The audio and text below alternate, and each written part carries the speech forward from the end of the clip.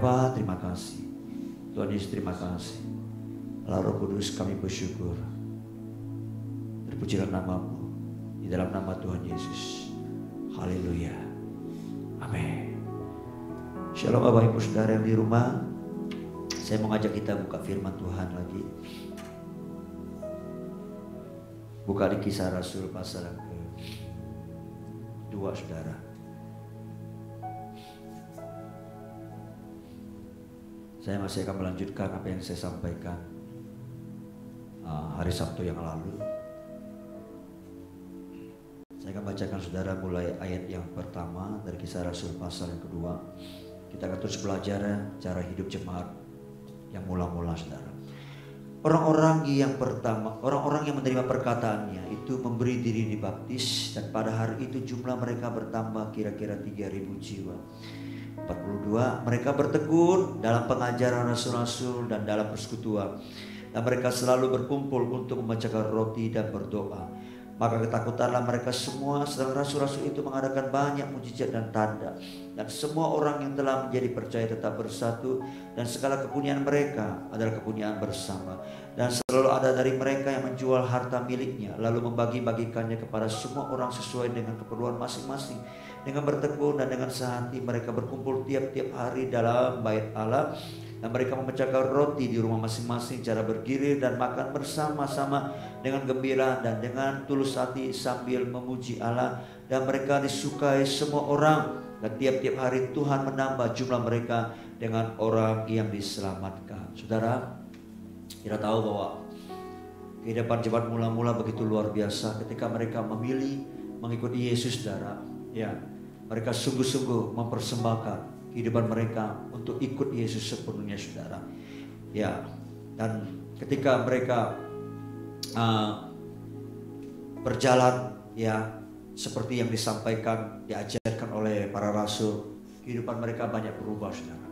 Ya, Alkitab mencatat mereka disukai, ya, oleh semua orang, saudara. Kita tahu, kita sendiri kalau kita ingin menyukai sesuatu, nggak mungkin dengan tatapan muka aja.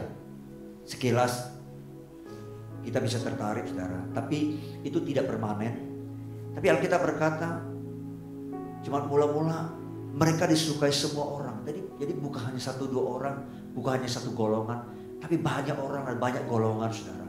Itu artinya kehidupan mereka itu sungguh-sungguh terbangun sebuah gaya hidup, sebuah karakter yang memang melekat dalam kehidupan mereka, sehingga mereka sungguh-sungguh boleh dikenal, saudara. Ya, nah saya percaya dalam kehidupan kita sebagai orang Kristen juga sama, saudara. Kita dikenal sebagai apa, itu akan bisa menarik orang, atau sebaliknya membuat orang jauh dari hidup kita, saudara. Nah, saudara, seseorang atau apapun itu dikenal, pasti dia punya cirinya, ya. Dan orang itu dikenal pasti dikenal dengan lewat perilakunya, saudara. Perilaku yang menetap. Seorang pencuri disebut pencuri, kenapa? Karena perilakunya sudah terus-menerus dia mencuri. Kalau orang sekali mencuri mungkin belum melekat nama pendidikan pencurinya, saudara. Tapi sudah berulang-ulang, saudara, itu akan disebut pencuri. Sama juga seperti ketika orang berbohong, ya kan? Sekali berbohong mungkin tidak disebut pembohong, saudara. Tapi kalau lama, sekali, 2 kali, 3 kali dan berulang-ulang, maka orang itu akan dicap, diberikan pendidikan, ya, sebagai pembohong, saudara. Jadi perilaku yang terus menetap, saudara. Ya, nah, saya pernah baca sebuah kisah seseorang, dia sudah almarhum, saudara. Dia mulai kehidupannya, usahanya, saudara, dengan menjajak telur, ya, berkeliling, ya, karena kegigihannya, saudara. Akhirnya dia menjadi pengusaha yang sangat sukses, ya. Tapi dia punya satu perilaku, ya, yaitu lewat pakaiannya, saudara. Dia suka mengenakan pakaian pendek kemanapun dia pergi, saudara, ya. Dia sudah pernah ketemu beberapa petinggi, bahkan presiden, saudara, di zaman Soeharto, ya, namanya Pak Bob Sadino, saudara. Dia sudah almarhum, rambutnya putih, kita tahu seperti, saudara, ya. Dia dikenal, dia tidak peduli siapapun. Kalau dia bertemu, dia tidak pernah pakai celana panjang. Itulah perilakunya saudara. Dia dikenal seperti itu dan orangnya sangat bermurah hati saudara. Nah, apa yang saya mau sampaikan kalau Bob Sadino dikenal ya lewat kehidupannya, lewat perilakunya saudara. Saya percaya saudara dan saya juga sama. Orang kenal kita seperti apa? Itu tergantung kebiasaan kita, tergantung gaya hidup kita saudara. Saya berharap sebagai orang percaya, saudara dan saya punya gaya hidup yang mencirikan, ya, yang merepresentasikan saudara. Kita ini orang yang percaya, ya. Gaya hidup apa yang kita tonjolkan kepada dunia ini, kepada orang-orang yang kita seringkali berinteraksi, ya. Apakah kita waktu kita berinteraksi, kita bangun hubungan dengan mereka, kita dikenal sebagai orang yang buruk atau orang yang baik, ya. Cara bicara kita, cara respon kita saudara, atau mungkin ya kita dikenal ya suka berhutang, lalu ketika kita berhutang dan kita tidak bayar-bayar saudara, maka kita dikenal sebagai orang yang kalau pinjam tidak bayar saudara. Saya berharap kita semua bisa mencerminkan gaya hidup yang benar, yang alkitabiah, yang sesuai dengan karakter Kristus saudara. Ya, Alkitab mencatat jemaat mula-mula saudara, mereka itu punya gaya hidup yang dikenal sehingga mereka disukai orang. Tentu kalau disukai semua orang saudara, pasti gaya hidup yang baik, pasti gaya hidup yang benar saudara. Bukan gaya hidup yang rusak, bukan gaya hidup yang dijauhi orang saudara. Nah, apa gaya hidup mereka saudara? Nah, dikatakan begini, Alkitab mencatat ya, mereka selalu berkumpul. Untuk apa mereka berkumpul? Bukan buat arisan saudara. Mereka berkumpul juga bukan ngerumpi saudara. Ya, kita tahu bahwa banyak juga kelompok-kelompok orang Kristen ketika mereka berkumpul, mereka bikin arisan. Ya, arisannya nggak salah. Cuma kadang ketika bikin arisan, ya mereka tahu ya arisan ya. Ya kalau siapa yang perlu uang, mereka bisa ambil duluan saudara. Tapi seringkali ketika sudah ambil duluan, mereka pakai uang itu, mereka habisin, lalu mereka tidak bisa membayarnya. Atau orang yang dipercayakan untuk mengelola arisan itu sebagai ketua atau kelompok kepalanya saudara, seringkali itu menggunakannya ya tanpa bertanggung jawab saudara. Ada banyak kelompok-kelompok yang seperti itu. Sebenarnya tujuan buat arisan seperti itu supaya bisa kumpul-kumpul, supaya bisa berfellowship. Itu awalnya bagus, tapi lama-lama ya karena tidak menghidupi nilai-nilai yang benar, nilai-nilai yang baik saudara, seperti itu akhirnya membuat ya arisannya jadi menciptakan gaya hidup yang tidak baik saudara. Nah, Alkitab mencatat mereka berkumpul bukan buat arisan. Mereka berkumpul bukan ngerumpi saudara. Mereka berkumpul saudara untuk memecahkan roti, untuk bermurah hati, untuk membagi makan satu dengan lainnya. Tapi juga dikatakan mereka berkumpul untuk berdoa bersama-sama saudara. Ya, jadi mereka punya gaya hidup ya. Saya mau tonjolkan hari ini tentang gaya hidup berdoa saudara. Mereka selalu bertekun, selalu berdoa saudara. Dari mana mereka tiba-tiba memiliki ketekunan seperti itu? Sekali lagi saya sudah sampaikan, mereka melihat rasul-rasul. Rasul-rasul datang dari mana? Punya gaya hidup berdoa itu melihat pribadi Yesus ya. Setiap pagi ketika mereka bersama-sama dengan Yesus, berjalan keliling kemanapun saudara. Setiap pagi kalau Yesus bangun ya, Yesus selalu berdoa ya. Pergi ke tempat yang sunyi, terutama ke taman Getsemani saudara. Yesus berdoa bersama dengan para murid di sana seperti itu saudara. Nah saudara, saya menemukan saudara begini. Kenapa ada banyak orang ya kalau diajarkan dengan doa atau kegiatan doa saudara, ya kebanyakan itu orang tidak suka. Kebanyakan saudara yang hadir itu sangat sedikit. Betul ya? Dibandingkan dengan kalau ibadah, kalau dibandingkan dengan KKR, ya, kalau doa itu pasti sedikit, saudara. Kenapa? Karena orang tidak mengerti apa makna doa, apa esensi dari doa itu, apa tujuan dari doa itu, saudara. Padahal kalau saudara baca di Alkitab saudara, berkali-kali Yesus itu menyuruh kita berdoa. Tekun berdoa, jangan berhenti berdoa. Harus terus menerus berdoa. Ya. Kenapa? Karena doa itu dapat mempersiapkan diri kita untuk terus kita berjaga-jaga. Ya, menantikan Tuhan datang kedua kali saudara. Kenapa murid-murid itu berdoa? Karena waktu mereka berdoa mereka tahu itu akan menjadi sebuah persiapan bagi mereka untuk menantikan Tuhan datang kedua kali saudara. Yesus berkata, berdoa dan berjaga-jagalah supaya kamu jangan jatuh dalam pencobaan. Nah, waktu kita berdoa itu akan menjaga kita jauh dari pencobaan, jatuh dari pencobaan saudara. Ya. Nah, saya mau katakan saudara, kalau Tuhan meminta kita untuk berdoa dan berjaga-jaga saudara, itu baik adanya.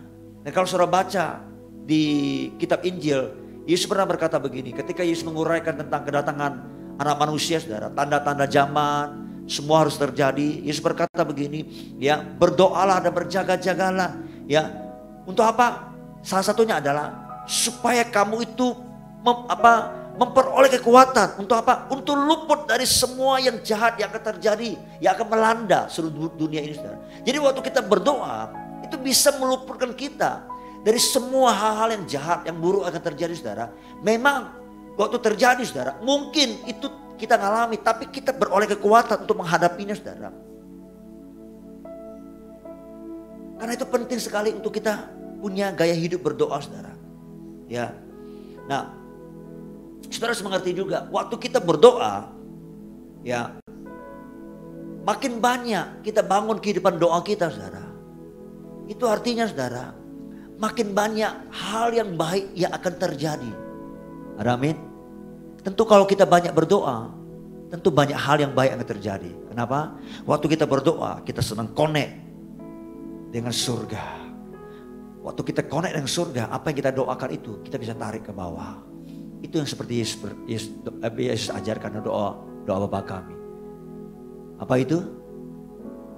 Dikuduskan namamu, datang kerajaanmu, jadilah kehendakmu di bumi seperti di surga. Jadi apa yang di surga itu bisa ditarik turun ke bumi saudara. Waktu kita doa, tentu yang di surga semua itu baik adanya. Kita bisa tarik ke bawah saudara. Jadi waktu kita doa, apa yang di surga bisa terjadi di bumi saudara.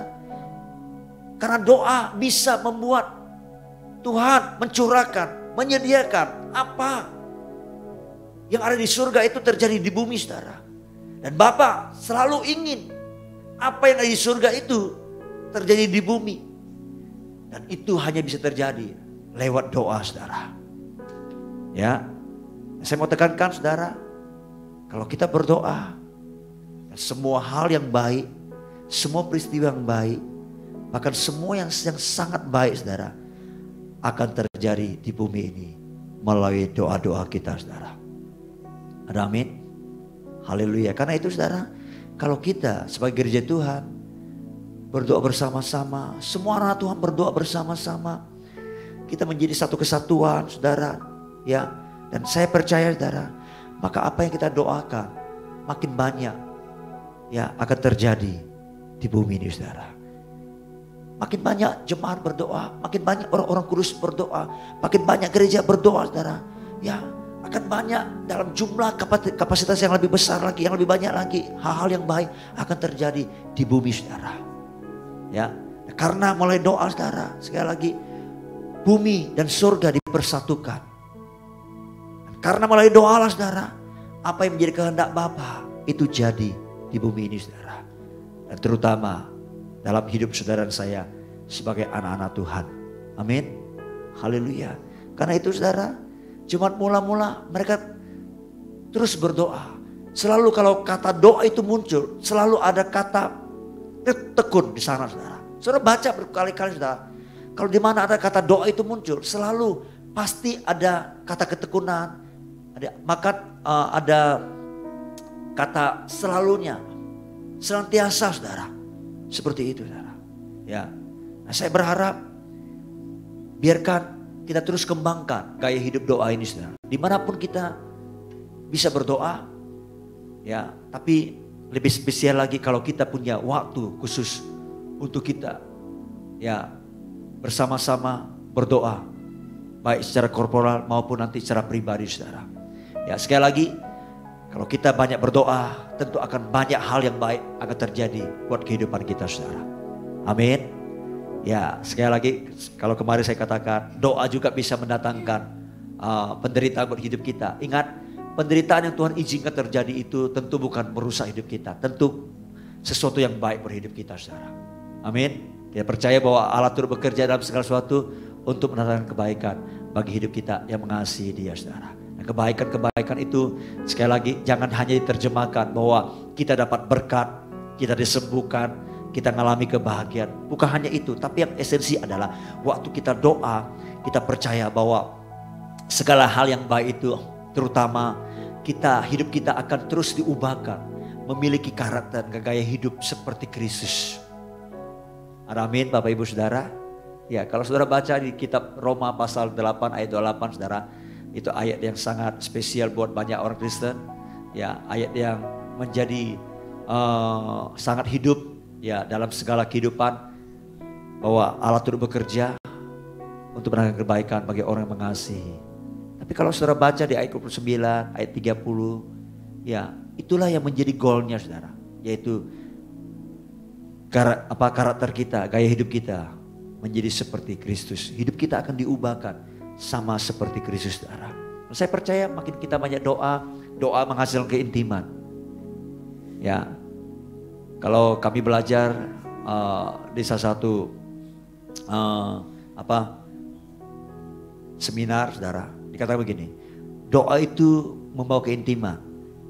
Doa akan membawa keintiman kepada siapa kita berdoa. Kalau kita berdoa kepada Tuhan, kita akan intim dengan Tuhan.